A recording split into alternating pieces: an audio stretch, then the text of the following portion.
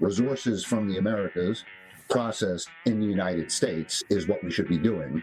You only need a few ships worth of this production to totally solve nickel, cobalt, and manganese for the United States.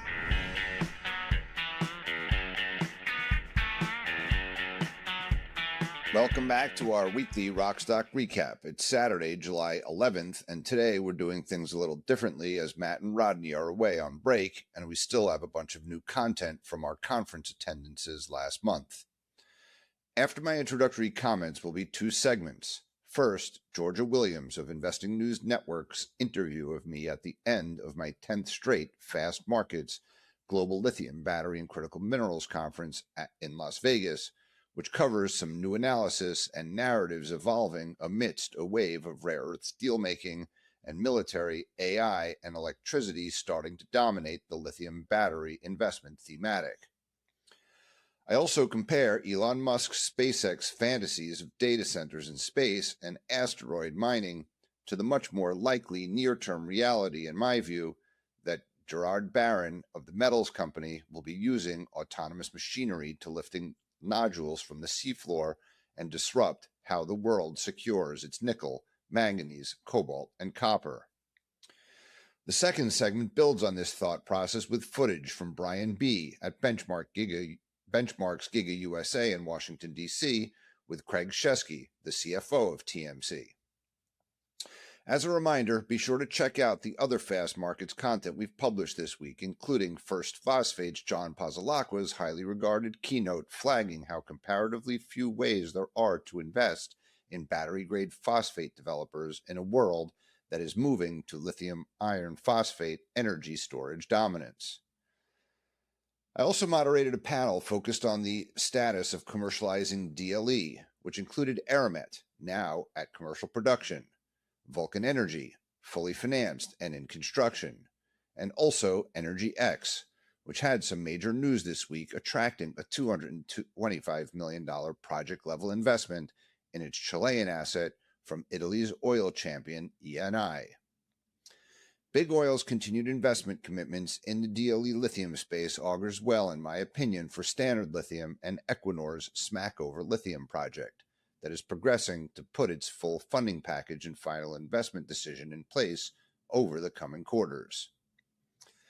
Lastly, I'd like to flag my latest lithium-ion bull, which I published earlier this week, which builds on some of the themes I spoke about with Georgia Williams, namely, Made in America 2035 battery energy dominance. I also referenced PLS's Dale Henderson's keynote at Fast Markets and a recent interview with PMAT's Ken Brinsden on the Money of Mine podcast, which I'd strongly encourage our viewers and listeners to have a listen. As a reminder, you could read all my Lithium Bull newsletters directly through my LinkedIn and on X at Lithium Ion Bull. And if you'd like to get these directly, please register your email at rkequity.com. And finally, a quick disclaimer that we'll be discussing companies today for which RK Equity may be an advisor to or hold equity interests in. But we are not financial advisors, and nothing in this video should be considered investment advice. Please do your own research and read the disclaimer at the end of this video. And we'd like to thank our sponsor, Clean Elements, an investor group focused on providing growth capital for critical minerals developers focused on the energy transition. Clean Elements has invested over $30 million to date and is currently the largest shareholder of both Galan Lithium and Noah Lithium Brines, two companies developing high-grade lithium brine projects in Argentina. And with that, let's get into it, starting with my conversation with Georgia Williams, and be sure to stay tuned at the end for the discussion with TMC's Craig Shesky. Welcome to In Conversation, the podcast for the Investing News Network. I'm Georgia Williams. Today we're at the Fast Markets Global Battery and Critical Materials Conference in Las Vegas. Joining me is Howard Klein, founder and partner at RK Equity. Thanks for speaking with me today, Howard. Thanks for inviting me again, Georgia. It's always a pleasure to speak with you. Since our last conversation, we've seen critical minerals move even further into the realm of national security policy. And when we had talked, you were one of the very first people to talk about the need for a strategic reserve. So what developments over the past year do you think have most fundamentally changed how governments are approaching critical mineral supply chains? Well, thanks. Yes, since I wrote that strategic lithium reserve paper, that was in December, we had a flurry of activity in January and February with Forge and the Project Vault and Pax Silica. So you've had, and the Rubio had a ministerial. So like over a number of days, you've had a lot of attention, federal government attention paid to critical minerals broadly. And then there's specific tools. There was some vagueness, right? And how is that going to be implemented? So it demonstrated that there was a lot happening last year behind the scenes. They rolled out a lot of stuff, publicly. But soon after that, the past 3 months, like the Iran war, has been on the front page. So a lot of the momentum behind the January and February has been taken off the front pages, but a lot is happening behind the scenes. We've seen it, just this week in rare earths. Energy Fuels made an acquisition, $1.9 billion. There's been a lot of activity in the rare earth space, in particular, or the rare earth to magnet space, and addressing that. So a lot's happening, but a lot more needs to be done, and there are 60 U.S. critical minerals on the USGS list. I think the White House, announced that they're seeking like lots of people with skills, and they're offering them $400,000 a year, right? To work for the government because they recognize they're drinking through a fire hose, right? The United States government, like we've ignored this sector for like a really long time, from mine to processing. And, theoretically they're moving at Trump speed, and they are, but, we only graduate, from the Colorado School of Mines, I don't know, 200 or 300 geologists a year, right? So there's, and those who have knowledge are in their 70s and 80s, right? So there's, they're moving fast, but, is that we're here at the Fast Markets Conference in Las Vegas. There are some government officials here, but I went to the Benchmark USA in Washington, D.C. conference, and there are so many people from the Department of War, the U.S. Trade representative, Department of Commerce, Department of Energy, White House, right? There were a lot of people listening, getting educated, right? But there were also, and there were lobbyists, right? There's an excess demand for information and not enough supply of people who can kind of provide that information or who have the skills. So every company, big, medium, and small, are looking to, just like they have investor relations and business development officers, a new job, kind of government affairs, right? And strategic advice, right? They're hiring people for that. Like, how do I navigate Washington? Right? The ecosystem of Washington. And then the people that they're navigating, right? They're evaluating 60 different critical minerals, right? And they're hearing from one person, you need to care about antimony, you need to care about tungsten, you need to care about samarium, right? And then the Defense Department is saying, like, okay, what do we need for our weapons, right? But then other people are saying, well, we need this for AI, and we need this for, we need power. And then the battery materials people are saying, no, you got to pay attention to lithium, or you got to pay attention to graphite, you got to pay attention. And then within those, in lithium, let's say, for example, listen to one lithium person and say, well, okay, we have a hard rock, is you got to go that way. If someone says you got to go DLE. Right. So they're confused. But they're doing a lot what they can, but we're also operating in an environment where we have big budget deficit, right? And there are lots of competition for money, right? Trump wants to increase defense from $1 trillion to $1.5 trillion, right? So that hasn't like fully passed. So there's, and they're spending a lot of money on the war. So where's the money going to come from, and like what money is needed, right? And also policy tools are shifting, right? So Biden gave a lot of grants, and this administration that's filled with investment bankers and private equity guys are like, okay, well, why give away free money? Let's give the taxpayers some upside, right? So they've restructured some deals. So a lot's happening. We specialize in lithium and battery materials. I don't believe that they're doing enough, like in this space. I think the narrative, a lot of the time I'm spending now is on, thinking about narrative, shaping narrative. China weaponized rare earths. So that really got the attention. That's why the government, Trump was pushing high tariffs on China. And the moment they squeezed on rare earths, suddenly like the tariff kind of, we're talking about 150% tariff. So there's a warming, with Trump in Beijing, and Xi Jinping is coming here in September. But in the meantime, they've addressed a lot of the energies because they realize we are very vulnerable, on rare earths. But interestingly, like graphite was also weaponized with export controls, but the graphite industry was lobbying, for some protection, and they actually didn't get it. So, like, I don't understand, the decision making to some degree. Who's making decisions and how these. I don't follow graphite like super closely, but I do observe that they haven't weaponized lithium yet. They could, but lithium is more abundant, more diversity of supply. But I would argue batteries are as or more important than magnets, and lithium is as or more important than NdPr. With a long-term time horizon, because batteries are just such a bigger market and are used in so many more things. Right. But the administration thinks about things from, or started the administration, wanting to execute on their campaign promises, and that was to kind of get rid of the EV tax credit and not be super fans of, solar and renewables, et cetera. But increasingly, parts of the administration get this, some parts, don't fully get it, that batteries are essential for winning the AI race and winning the future of warfare, and also deploying electrons to the grid for affordability reasons and just overall having enough power. We are in the age of electricity. America is a petrostate. China is an electrostate. I think America can be and should be an electrostate, right? We need the electrons, not just the molecules. And I keep pounding the table on this, but we haven't seen yet from the Trump administration that they've stopped resisting batteries and lithium.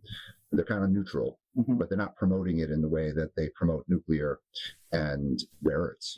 And I think they should be promoting it. And if they did, right, then it would be a big signaling effect. I don't think we need a lot of money necessarily in lithium development. I think we do need it in the cathode midstream space, because that's, we can go into greater detail about that. But anyway, let me stop there. That was a long monologue. I'm sure you have a few other questions. I think you're so well versed, and that's why I enjoy our conversation so much. During your panel that you hosted earlier today, one key figure stood out to me. I think you said the average soldier wears 25 pounds of battery operated gear. Yes, that in my research for the Strategic Lithium Reserve last year, I found that in, I think, a New York Times article or some other source. So I'm quoting some other source, for that. But that really stood out to me as, wow, okay, that makes sense. I'm a dot connector, right?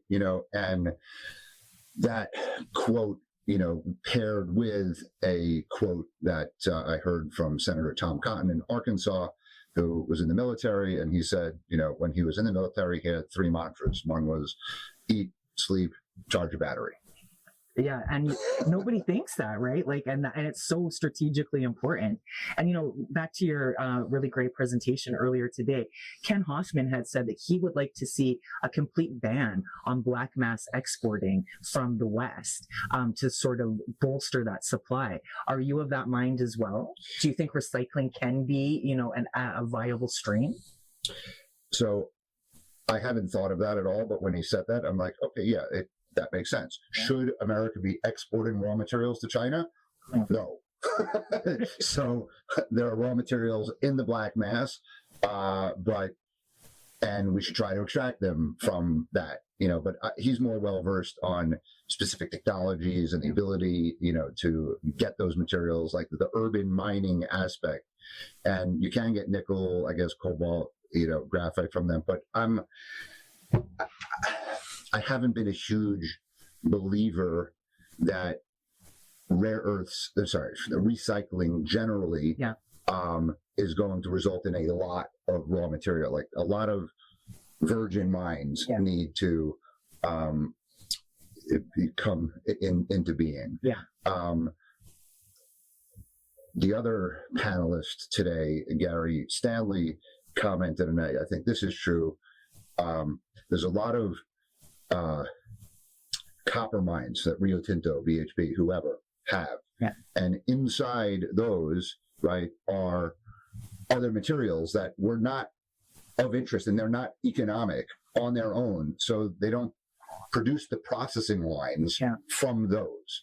So in a similar way that you're talking about recycling, I think there's elements of doing that, right? And I think that's partly behind one thing that I've been advocating for significantly is that, like, they've announced this Korea zinc smelter in America. So $7.4 billion. It's a public-private partnership. It's going to have an equity component from the U.S. government. It's going to have debt funding from the U.S. government. It's connected to, I think, a zinc mine, right, in America. But there are other materials like in that line, whether it be germanium, gallium, I'm not exactly sure. But broadly, that's a big investment, right? It's focused on, whether it's it is midstream. It's taking technologies from one of our friendly Asian allies, right? Because we don't necessarily have those skills here to build that smelter. But that exact same logic, copy paste that and do that in cathodes, do that in PCAM. Okay, bring a Korean, bring a Japanese to build these plants in America, for these other materials. So yes, we should not be exporting raw materials to China. So there's a recycling angle that I think there's more material to come from maybe existing mines, but certainly, we just need new mine development, and not just in the U.S., but with our allies. Like, I'm a big proponent of Canadian raw material, but processed in America. Chilean, Argentine, Latin American raw material, processed in America. Like, we just took over Venezuela, right? Venezuela has heavy crude, right? We refine that in the United States, so vertical integration. So resources from the Americas processed in the United States, is what we should be doing. And we could also import from Australia. I mean, Liontown in lithium, for example, is a Tesla supplier for their Texas hydroxide refinery. So friendly allies like that. It's a long distance to go from Australia, but to be honest, it's not that big a cost difference, and it's not that big of an environmental, difference. People think it's like, it doesn't make sense, but it doesn't add that much to the cost or environmental footprint. But still, logically, I would think, Latin America or Canada to the United States should also make sense, and I'm, supportive, of that. Yeah, me as well. When you were talking about these copper projects, would it be tailings reprocessing or straight out of the mine you want them to be processing it? I'm not exactly sure. I remember when I was in DC, and there were some representatives from some copper and other big mining companies who were talking about that. Oh yeah, we had this material, but the market's not so big for it, so we just we just leave it there. Right? It doesn't make economic sense. It doesn't cross their 15% hurdle rate to invest the extra $50 or $100 million to rip out, separate, that particular material. But like, if the government says, hey, and it may not even make economic sense for them to do it now. Right. So I think the government may need to, partner, and I'm all for this, right? Like, the partner. This is how we compete with China. Like in critical minerals, China has a zero cost of capital. Okay. We are dealing with a non-market actor.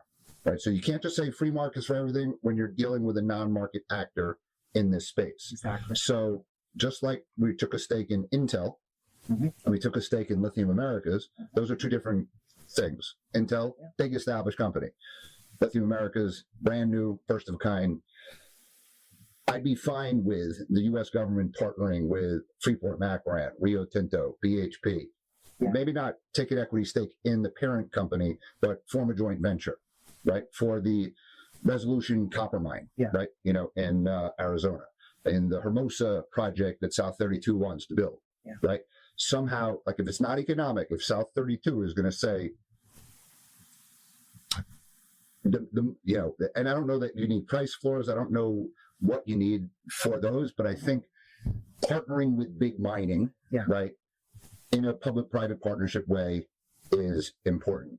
I think potentially, right, just like Google is going into nuclear, right, or Amazon is going into nuclear, you might start seeing the most profitable, most well-capitalized companies in the world become kind of like the new GMs and Ford partnering on critical minerals or battery supply chain. Right. So I think these are like new ideas that need to unfold, but like the hyperscalers, these very, you know, profitable companies are now embarking on massive capex that they've never done before. They're having to think about power, right? You know, and getting all of that. They haven't yet thought all the way upstream in the way that the battery companies, so the EV companies did last cycle. But I think that might be coming, right? So how do we create these public-private partnerships to ensure that the upstream and the midstream get built? I think we're going to see more of that. More Korea Zinc-like things, more partnering with big mining in the way we're partnering with big chip companies. Yeah. And that leads into my next question is like, where do you see the pinch point? And it is always that mid area, right? Like that processing, refining capacity. It's a major pinch point, medium term. It's a big conundrum, like in the battery supply chain, like the cathode and the PCAM.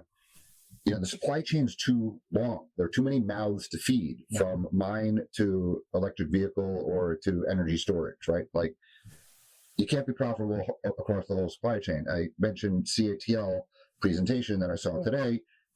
They said one of their competitive advantages is that they're vertically integrated. One, they have a huge domestic market, right? So that's big. They have the skills, but it's not so much labor cost advantage. It's the vertical integration.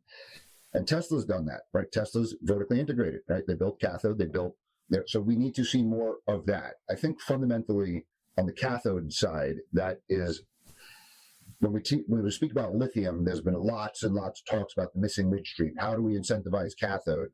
And I think, to be honest, I think the cathode business, vertical integration, it should be more on the battery company side than it should be on like the lithium chemical side. Yeah. So you should see upstream integration from the battery guys. But a problem is that LG and SK, which built these big factories in the U.S. under Biden for EVs, right? They were nickel based, right? You know, suddenly a pivot in policy. Now they're redoing those factories for LFP prismatic, right? So they're underutilized. They're not making money. To ask them today to vertically integrate into cathode, not going to happen. But today, but a year from now, 2 years from now, 3 years from now, or potentially with U.S. government support in a similar way, I was talking about Korea Zinc, like for cathodes, like that's how we solve that problem. You know, and I think we solve it with our partners in Korea and Japan more so than seeking homegrown. We could do both, but like a homegrown startup, right? Leapfrogging technology. We need to do that, but as much just repeatability, right? Like where it's already being done, where you already have the skills in Korea and Japan, come and just copy paste, do it here, because this isn't so much like a China versus U.S. Battle for battery supremacy, right? This is using batteries for AI supremacy and the future of military supremacy, and robotic supremacy. So I think we should be scaling existing technology as much as we can, and if we scale it, right? And this is what Biden and Jigar Shah was talking, and Jennifer Granholm, the former energy secretary, deploy. Right. Existing technology. That's how you get the cost low. That's why solar prices are so low. Okay. So we could do that in batteries, and that's what I would recommend. But the cathode is a real conundrum. That is a pinch point to have a complete localized supply chain. And I think it's important that we have because that's what CATL has. The big domestic market, vertically integrated in their country. Yeah. But they don't have great lithium. We have great lithium in the United States and in Canada and in Latin America and to some extent in Australia, that if we had processing expertise for lithium in America, we would have lower-cost lithium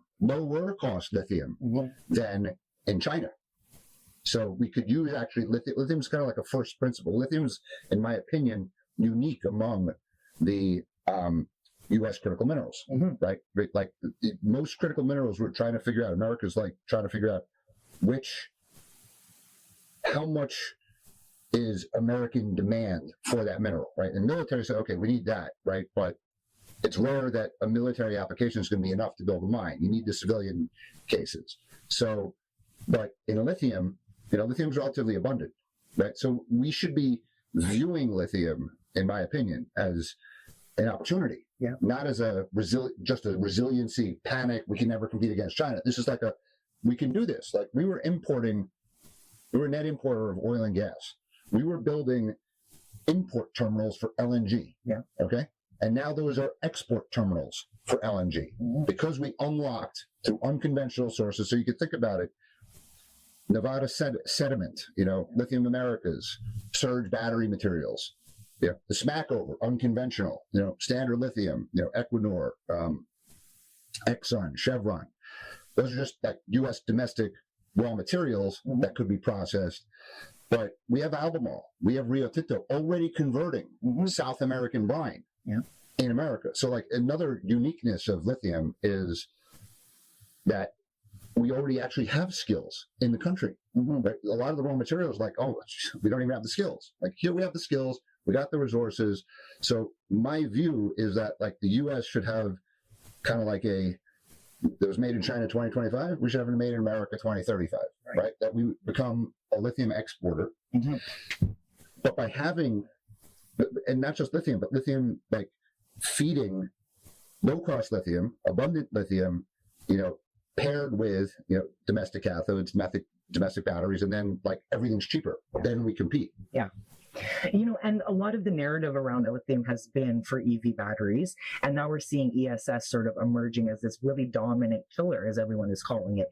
Is that sort of the next demand segment that was needed to really help push this lithium narrative that we're trying to develop here in the Western world?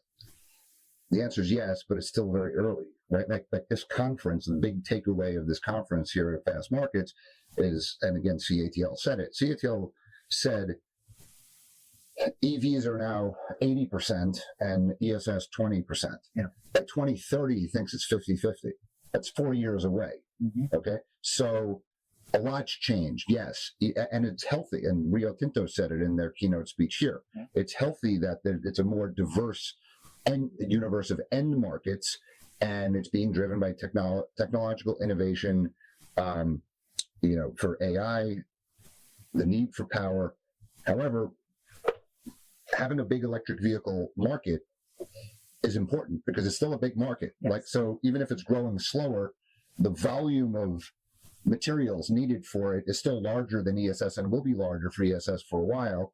So we should continue to support electric vehicles. And he also said at CATL, like the reason 5 years ago, Elon Musk, I remember Battery Day, or 6 years ago, we built the Shanghai plant. Like everyone in China was just like, the Model 3, this is awesome. It was like best selling, right? And we were making fun of the Chinese, like, right? Like they were really ugly cars.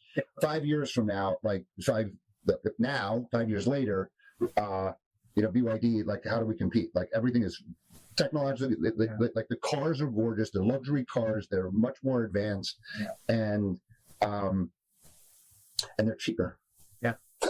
So I have a Tesla, right? I bought it finally in July of last year because I wanted to take advantage of the $7,500 federal tax credit, right? It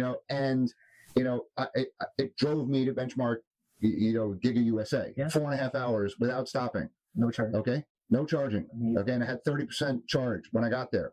And I felt well rested, right? Because my leg, was not bothering me. And there was someone, the guy who interviewed CATL today was saying, like, I'm a car guy. I'm a Formula One guy. I love the smell. I love the sound. I'm like, I hate that. Okay. Yeah. It was a nice, comfortable ride. And I listened to the audiobook of Elon Musk's biography from Walter Isaacson on the way down. So And you I had no oil or gas, and it drove me the whole way. Okay. So I didn't have range anxiety at all. Good. If I were driving my car, regular car, I'd be in pain, right? For my foot on the gas. I don't have to turn my head, changing lanes. I feel much safer. Okay. But if I flew, I'd have anxiety getting to the airport, going through security. And even if I took a train, I'd have anxiety, right? Like what time is the train? Like, no, it's delayed. So I wish like Elon Musk would advertise this. I'm thinking like putting out a video of just like these like real life experiences, but like this, they're just such better cars. So like, I think in America, we're so polarized, right? But electric cars are the future, right? Like someone told me that like, if we don't get our act together, it's going to be like visiting, Havana, Cuba, right? And you see all those like 1950s cars. Yeah. I mean, I can see it. You brought up so many great points, and I was talking to Adrian Goodis of First Fast Markets earlier today, and we were talking about the sheer amount of critical minerals on these lists, like Australia, Canada, the US, and he was even talking about maybe we need like a super critical minerals list for lithium and the actual materials that we're needing for this energy transition, and you've argued that the critical minerals need to focus on strategic importance rather than just market size.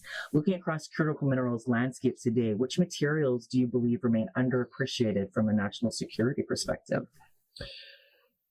Well, I'll reference the other paper that I wrote earlier this year, which critical minerals matter most, right? And that's when I separated the various ones into like 3 different buckets, right? So large established markets like copper and aluminum, and then tiny markets like, samarium, scandium, and then mid-size markets, which included lithium and battery materials, as well as rare earths to magnets.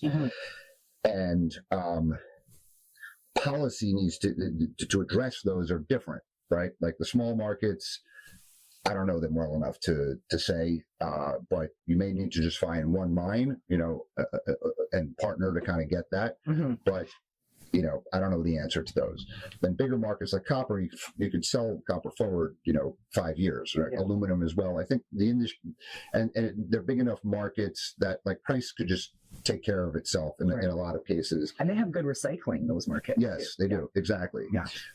So I don't know that you need massive policy drivers to address those. Yeah. But it's those middle-sized ones that they're medium-sized, but they're also the fastest growing.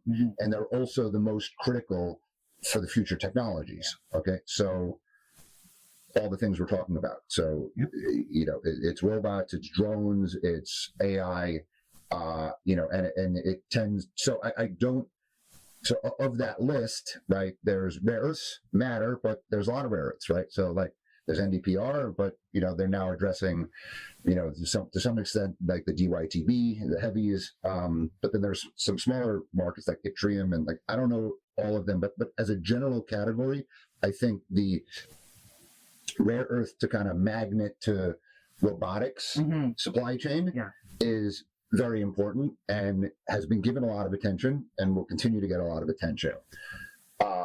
Someone said in my panel that, they feel that there's a bit of fatigue on that. I don't sense that. I think there could be some fatigue, but there isn't now, right? And to be honest, you need to overfund by a lot, okay? You need to place more bets because not everyone's going to succeed, right? You can't just say, okay, well, now I'm done. Like if you add up all of what energy fuels, plus VAC is going to make and MP materials are going to make. I'm like, okay, like we should be okay. Like half of them are not going to be on time, on budget. Some may not make it all together. We don't know. So you need to overfund that. So I don't think that there's, fatigue yet, there. But there's not enough attention being paid to the battery side and the battery material side. And I've said a lot about that already today. And I think there's an important messaging and narrative that could come, more attention needs to be paid. Yeah. But again, it should be done through the prism of opportunity, right? Because like lithium is different than the others, and if we do lithium right, the rest can come. Right. And I think you make a really good point, because the robotics, the rare earth to the magnet and the robotics is very important. But like we were talking about before, they're powered by batteries. Yes. So we need that lithium supply. We need those batteries. China's export controls have highlighted the difference between having mineral resources and having secure supply chains. Has the industry made meaningful progress in building ex-China processing and refining capacity? I think we've touched on this, but just sort of like, again, if you could reiterate the importance of that sort of midstream. Not enough more needs to be done. Yeah. But Korea Zinc is a template that could be applied elsewhere. Public-private partnership, equity, debt with foreign direct investment, copy paste, not reinventing the wheel. Yeah, absolutely. And the rise of artificial intelligence, data centers, and defense modernization is creating new demand for critical minerals beyond the energy transition. How do these emerging demand drivers influence the investment opportunities for investors that are looking to get into these markets?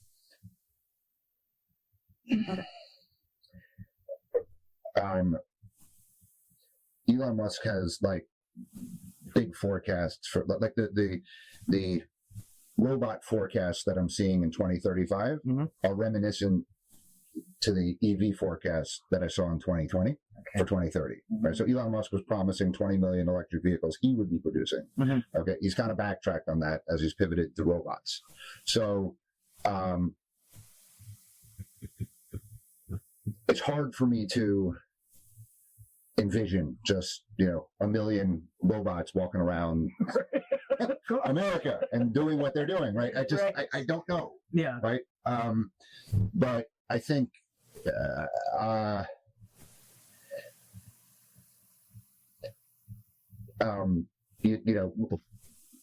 batteries and battery materials, it's today, it's for sure. We need the energy now. Yeah. Right. So, there's a lot of attention paid on rare earths, and we're going to address our kind of current needs, but to, do so much in anticipation that there's going to be this shortage, for robots. Again, we should overfund, but I don't want to lose. I think there's too much emphasis on the magnet supply chain relative to the battery supply chain. Right. And the future may look great. SpaceX, making the world multiplanetary and data centers in space. And there's a lot of like optimism embedded in that, right? And having watched Elon Musk for a long time, and I love Elon, I think he's great, but having watched the Battery Day forecast and seeing how like he backtracked, right, on the ambition for the electric vehicles, and he hasn't introduced like the low price car, and he's just focused on robotaxis. I'm not exactly sure why he did that, but I have two processes or two theories. One, and this is very likely, right? You just saw, like, I don't want to compete against the Chinese in a single-digit margin business. I want to be in like 30% margin businesses, right? But he also could have said, this bottleneck is so great. Whatever I'm doing in batteries, lithium, and cathodes, it's too complicated, right? The materials are not going to be there enough for me to make 20 million vehicles. Therefore, or maybe they're tied together. Like, in order to do that, right, the margin is going to be so like too capital intensive. Yeah. So, I don't know if I lost my train of thought a little bit there, but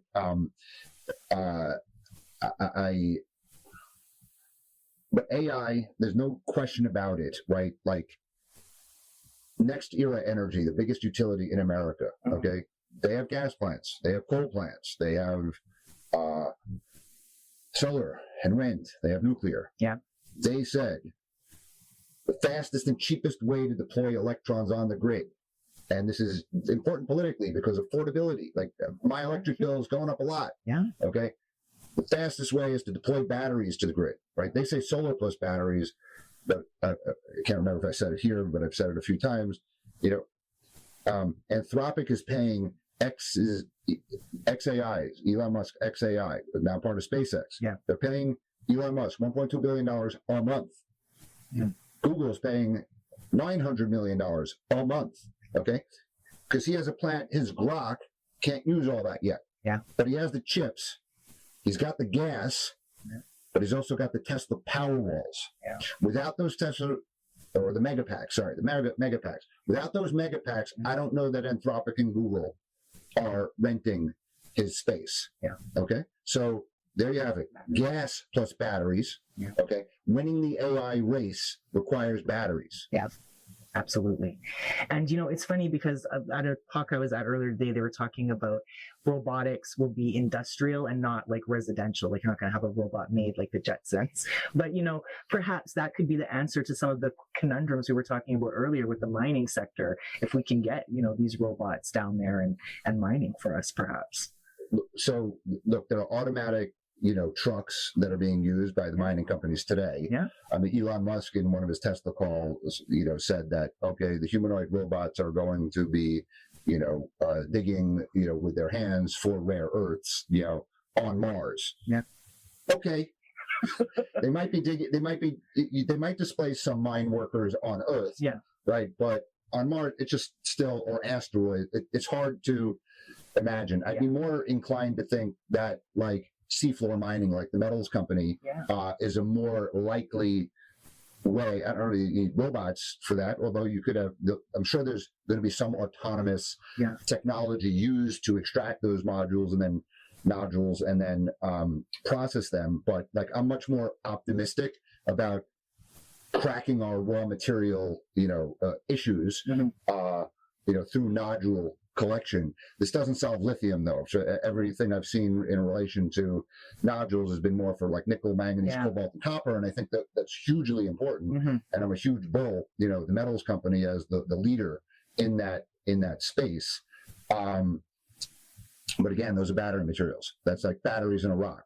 Like, you know, rare earths to magnets to robots, you know, still, it's still in my mind, you know, a bit futuristic, whereas, you know, batteries and energy needs, you know, we need to become an electrostate in addition to being a petrostate. The world needs the electrons in addition to the molecules. Absolutely. Yeah. And I think like that's a great point to leave it at, and we can revisit this next year here, but also, you know, in a phone call, because I always like speaking with you. Can you tell the people where they can find out more information about you? Yeah, sure. Well, I co-host a podcast called Rockstock Channel on YouTube and Spotify, so please visit. Just type in Rockstock Channel, and to get access to our monthly newsletter, visit our website, rkequity.com, and register your email there. And you can follow me on X. Appropriately, my title is @Lithium-ion Bull. I love that. And they can also access the previous ratings that we were just talking about on your website as well. Yes, the Strategic Lithium Reserve, in which critical minerals matter most, in addition to my partner, Matt Fernley's, who's writing regularly, you know, 4 or 5 page blogs on various topics, critical minerals related. Yeah, I spoke with Matt earlier, so that's another interview people should be on the lookout for. Thank you so much for speaking with me today, Howard. Thank you, Georgia. Once again, I'm Georgia Williams, and that was Howard Klein of RK Equity. Craig, I want to start with you. I don't think that the metals company needs much of an introduction. You guys are the front runner currently in the space.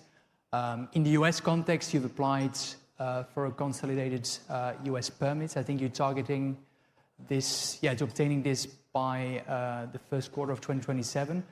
But could you perhaps, give a state of the company strategy, where are you guys at currently?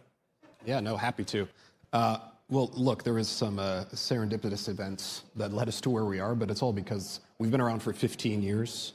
TMC has spent about $700 million already on exploration work, resource definition, test mining, test processing. We have a lot of partnerships in place.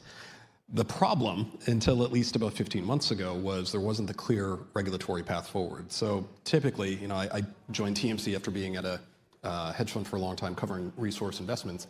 We would have ticked all the boxes that you would expect for a pre-production company who should be leveling up in terms of valuation as you get closer to production.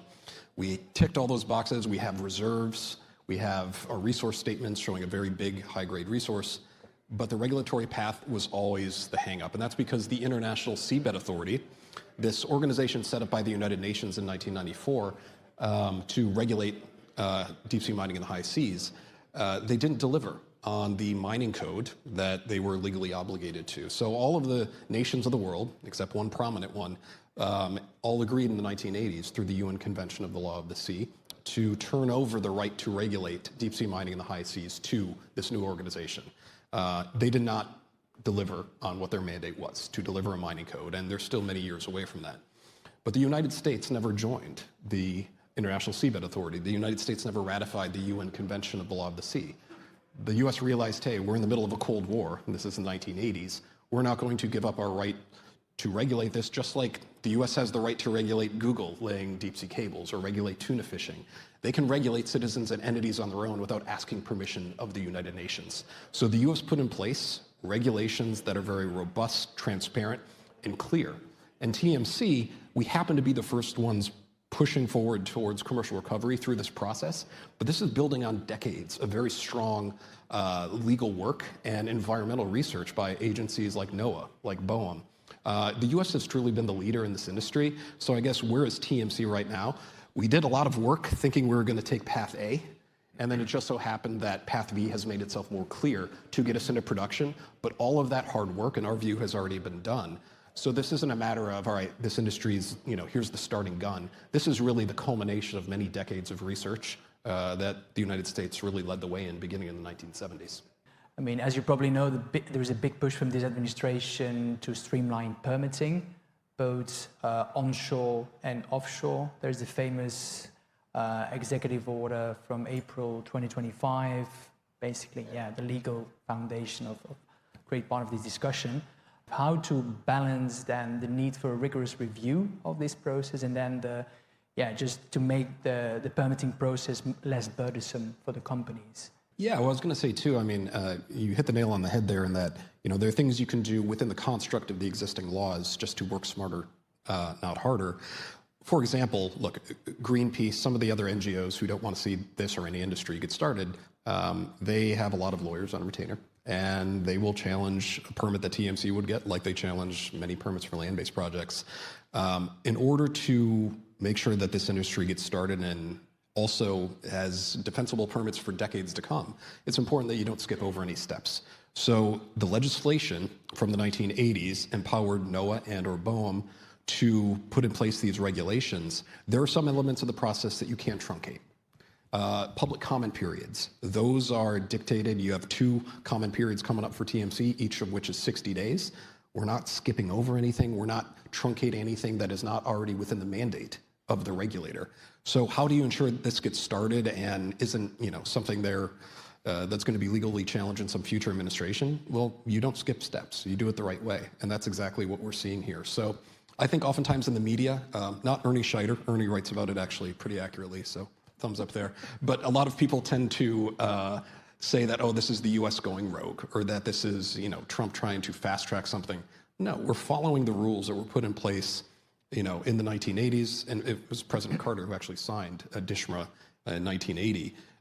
This is something that is legally justifiable, and we're very eager to take this well thought out legislation and apply it in commercial practice. Okay, thanks. The next thing I want to talk about is processing, which is, arguably, one of the biggest bottlenecks, not only in terrestrial mining, but also deep sea mining. Craig, coming back to you, how is TMC planning to address this? Because there is a big focus on, hovering those nodules, your partnership with Allseas, that's all offshore, but how in the end are you planning to process those nodules onshore? Well, it comes to the resource itself, and if anybody wants to see one later, this is a nodule. This is nickel, copper, cobalt, and manganese from 4 kilometers below the surface in the Pacific. But it's the nature of that resource that makes the processing path quite clear.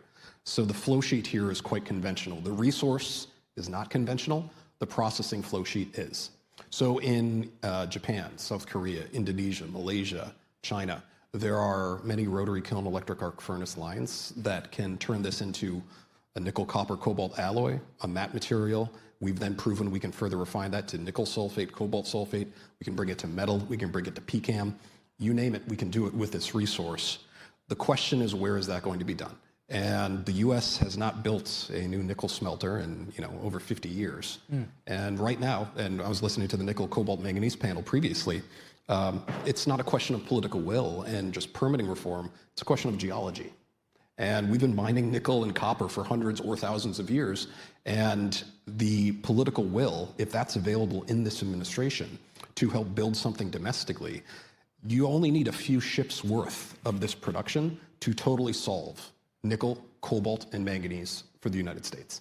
And those are three very critical metals. And we feel if there's the political will to build something domestically, that's probably the best path forward. Again, contingent on government financial support. And that way you don't have to send anything to Asia and then bring it back here. Why not, step up and reindustrialize ourselves? And we think this administration provides an open window to do that. Okay, thanks. But you're still considering doing it potentially both in the US and with a Japanese partner? Or? We have an MOU with Pacific Metals. Yeah. We're always talking about whether we go to definitive agreement. We have a partnership with Korea Zinc, who's an investor in TMC. There are a lot of options. One thing that's clear is the United States, if they're going to permit us, they want to ensure the material ends up here domestically one way or another. You can get an exemption to process in an allied party, but eventually the idea is that, hey, the U.S. is permitting this, so the U.S. doesn't have to worry about where the metal is going to come from and does it have to go overseas and come back. So we are certainly open to that cleaner supply chain. Yep. And perhaps another quick follow-up question. I mean, you guys have proven this, the processing, at a relatively low scale, but how are you planning to upscale this? What are the next steps that need to be addressed to make this commercially viable? Well, look, we proved it at commercial scale, I would say. I mean, we processed 2,000 tons of these nodules in Japan. We had about 6 research analysts and many people in the industry touring that facility. So, yeah, it's a question of ramp up. Really, the more interesting one is ramping up offshore, because how to build the smelter, how to build the refinery, we got a good handle on that. But is this industry going to develop where you're taking drill ships, Samsung 10,000s, and converting them for the purpose of nodule collection? Are we going to see purpose-built ships? Is this something where the United States, wanting to reassert maritime dominance, can build up the shipping industry while also solving critical mineral needs? There are a lot of tailwinds here that are all providing a confluence of effects that show why this industry is so exciting and why, Robbie, it's kind of like the Velvet Underground. Not many people know them, but those who listen to them all started their own band. Anybody who hears about this resource tends to start their own deep sea mining company. So thank you for that. Cool, thanks. And I want to chat about the legal, the legal side of this debate. I mean, it was mentioned, I think, during the debate. Yeah, some people say the US has gone rogue with its own procedure under DESHMA, the law of 1980. As you know, the US is not bound by UNCLOS, the international treaty. Let's say, Craig, that TMC's got that permit in 2027, covering an area in international waters. That also falls on the ISA, the International Seabeds Authority, legal authority. Yeah, do you expect any legal risks? I mean, and also commercial risks? Can you, what's your take on this? Sure. Well, look, commercial risk, like any resource project, we could expect that. And I guess the real commercial risk would be, does the International Seabed Authority put pressure on states who are parties to UNCLOS to have their companies act in a certain way? Tends to not work out. People like Allseas, for example, have entities around the world. So it's a game of whack-a-mole a little bit. Could they challenge it legally? They can say whatever they want. The answer is no. They have no venue in which they could show up and challenge the sovereign right of the United States to regulate this industry. If the U.S. were a signatory on UNCLOS or joined the International Seabed Authority, you could go to the Seabed Disputes Chamber, like TMC's subsidiary did recently, just to clarify a few points with the International Seabed Authority. But unless you're a member, there is no venue in which you can do that. You can't apply treaties to countries that don't agree to them. So it's pretty crystal clear. The U.S. has every right to regulate this from the freedom of the high seas. And yes, there will likely be domestic legal challenges, as there is for any process. How do you stave off, let's say, injunctions? Well, it's tough to get injunctive relief to something that is relatively environmentally benign, but also 1,000 miles away from anyone's backyard. So we think going through the process in a very methodical way, not skipping over any steps, that's how you ensure this is sticky for many decades. Yeah.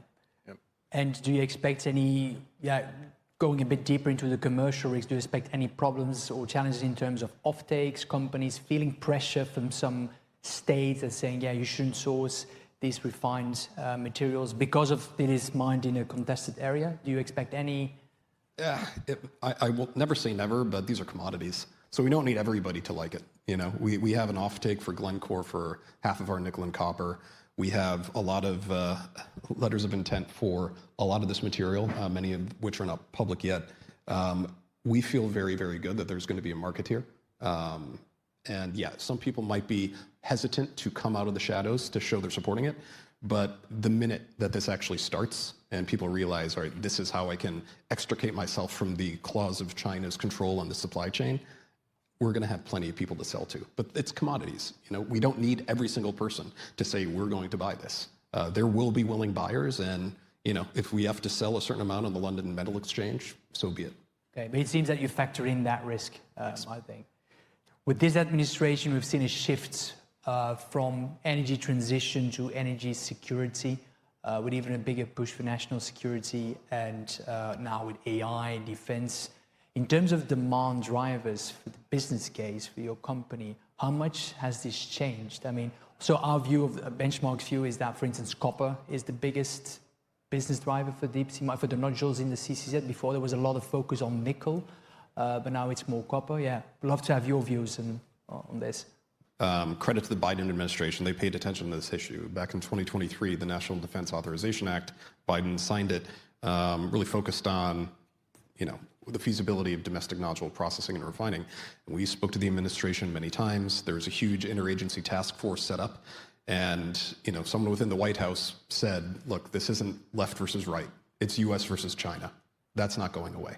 So Robbie's absolutely right. The politics of this can get in the way of the fact sometimes that the demand side, whether it's coming from defense or from EVs, nobody knows what the actual demand drivers are going to be. Like we're all just completely spitballing here. What you do know is that for nickel, 2/3 goes into stainless steel. Stainless steel is a consumer-facing commodity growing at about 5% per annum. Manganese, you need it to make a ton of carbon steel. That's not going anywhere. So for our nodules, about 2/3 of the expected revenue or higher, probably 75%, could just be coming from those industrial applications. So don't worry about EVs. Don't say, battery chemistries are changing and we don't need it. That's not the right question. The question is this ton from nodules cheaper? Yes, because the grade is higher. Are the environmental impacts lower than the alternative? And if a ton traded from seafloor nodules takes away from a ton that the market would otherwise dictate is needed from Indonesia, that's still a net win for the world. Okay. What is, according to you, the single biggest thing that needs to happen in order to get this industry up and running in view of 2030? I would say coalition building, and I mean that in a couple different ways very quickly. Making sure that our allied states, you've seen with Poland, Japan, even the UK is starting to allow their citizens to pursue paths through DSHMRA. So some allies are starting to see the writing on the wall that the US path is actually quite credible. Building that coalition is going to be helpful. And even on the capital raising side, getting some big banks, larger institutions, long, smart money to kind of come in and support this industry, because they're all around the hoop. And once you get a few of them to start jumping, then it becomes safe for everybody to invest. But all it takes is an hour to look through the project economics here, and it makes sense to people. And everyone looks around and they're like, what am I missing? And we don't think they're missing anything. This is going to happen.